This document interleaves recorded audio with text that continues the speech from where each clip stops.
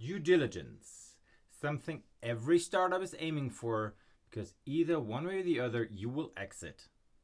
But there are some pitfalls you should be aware of, and let's talk about them now.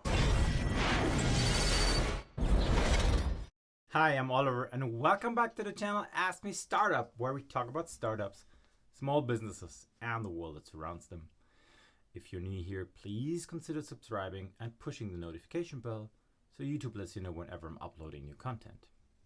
If you're into startup, if you want to start a business, if you have a small business, please feel free to download our free startup checklist, link in the description below.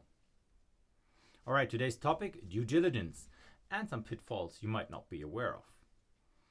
Now, a due diligence is the time in the life of a startup when somebody else looks at you through a lens. They verify and check everything to make sure that if they consider buying you, for instance, that you are not cheating on them, which is of course a very good thing to do. A, it gives you good feedback on your own startup and your ideas, and B, if they buy you, you will have your exit, something a lot of startups are aiming for. Now, of course, those people are aware that 90% of the startups fail, hence they also have to hedge their risk about losing money very well. Hence they are very, sometimes ruthless with you, but I think in a good way. If you want to know how a due diligence is done, I can recommend you do search on Google or on YouTube. You will find plenty of information on this. But I think what is lacking is some additional information about things that nobody tells you that could happen if you are up to a due diligence. Now, let's assume that you are having a good partner, a strategic partner that thinks you might be a good fit, or you think they might be a good fit. They come up to due diligence, they check your IP, your financials, your personal, your legal obligations, and they say, well, that's very interesting. But then nothing happens. Could be normal things, right? Could happen now. We don't have a strategic fit. We don't have the budget. We don't have the same vision. We don't have that path in our portfolio currently. We're not planning to go down that road now anyway, whatever. But be aware, because you are stripped down naked, that these companies might also have other things in mind. What could that be? First of all, they might want to verify your technology. They want to understand what you're doing in depth so that they can think themselves how to build it, or is it worthwhile copying. Now, that of course is a double-edged sword. On the one hand, you have to tell them what you're doing. On the other hand, you don't want them to be able to copy it. So it is a balance, and you might have several iterations on the due diligence where you want to give knowledge to the other side or not.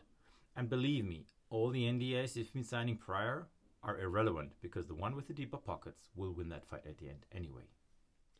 The other thing that might happen is that a company or a strategic partner is just verifying that you are not a disruptive risk to their own portfolio and business operations. Just keep that in mind. So somebody might be out there and asking, how far are you? Are they early? Are they late stage? Are they already at risk for our own revenue?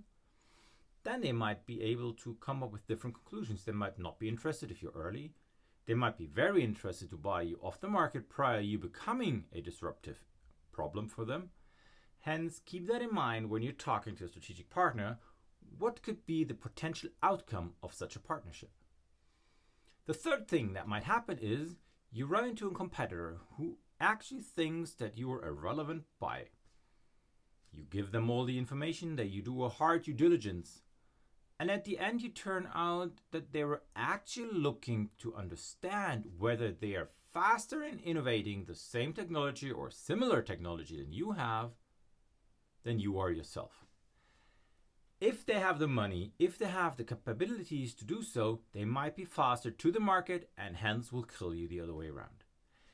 Be aware that if you're in a due diligence and you're stripped down naked, that they know everything about you and they are actually looking at this. So try to prevent to give away the key elements of your technology unless you're really sure that they're not going to get used against you. The next thing that might happen is that actually your partner you're doing the due diligence with is actually not very much interested in you, but rather in your IP status. They want to understand what type of IP you have and maybe what unpublished IP you have and how they can countermeasure it. What I mean by this, if you have some type of intellectual property IP, that could be a patent, that could be a trademark, that could be any rights to some sort of valuable asset. They want to understand how well protected it is, and is it a patent or a trade secret. Now, I did a video on trade secrets. You might want to click the link up here. The reason they want to understand this is how can they countermeasure it? What is it that they need to do to circumvent it? And the problem lies within the fact that if you file an IP patent, so if you file a patent, usually your invention is undisclosed for 1.5 years. It's a long period of time where you can do a lot of research and development.